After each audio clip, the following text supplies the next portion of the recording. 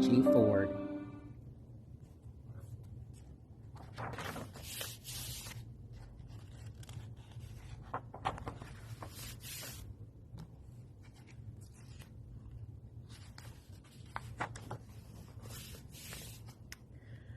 Looking back, it's hard to believe how far he has come.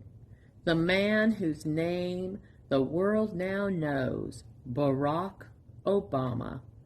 This is a journey that began in many places. It began in a Kansas home of Barack's mother. It began in Africa, home of Barack's father. It began in Hawaii one moonlit night, the night Barack was born. Sometimes it was a sad journey. When Barack was just a toddler, his father moved far away. Sometimes it was an enchanted journey. When Barack was only 6 years old, his mother brought him to Indonesia to live with her new husband. For young Barack, Indonesia was a most exotic land. His stepfather kept an ape as a pet and 2 crocodiles. But it wasn't all wonderful in Indonesia. There was poverty unlike anything Barack's young eyes had ever seen. And sometimes Barack felt very out of place. Who am I? He wondered. Surrounded by his Indonesian classmates, he looked different from them. He spoke a different language. His birthplace was thousands of miles away. Where do I belong?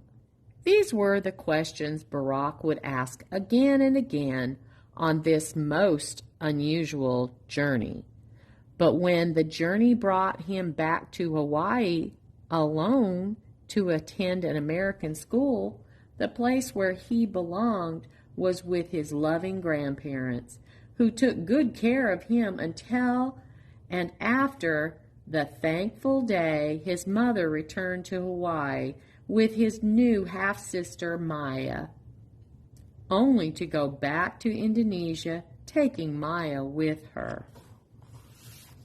Oh, sometimes it was a confusing journey. When Barack was only 10 years old, his father just showed up one day, a total stranger. Who was this man?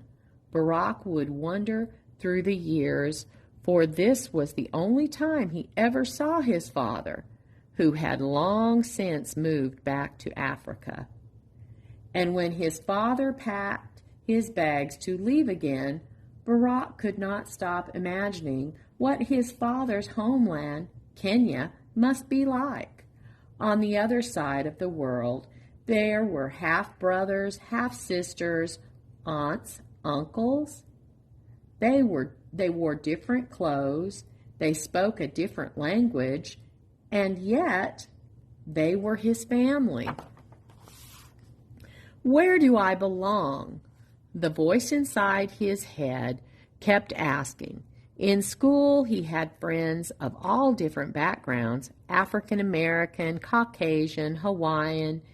He belonged with them all, but still, Barack's mother was Caucasian.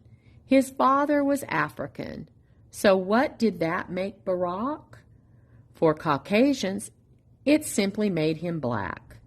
For some African Americans, though, it made him less African American.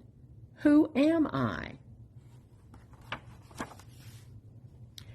Oh, but this was a journey on which Barack would find out exactly who he was. From his college days, when he learned how much he could move people just with the power of his words in a speech, to his early days in Chicago, where his job was helping poor people help themselves and helping them for very little pay. Some people thought he was too young, too privileged to ever understand their poverty.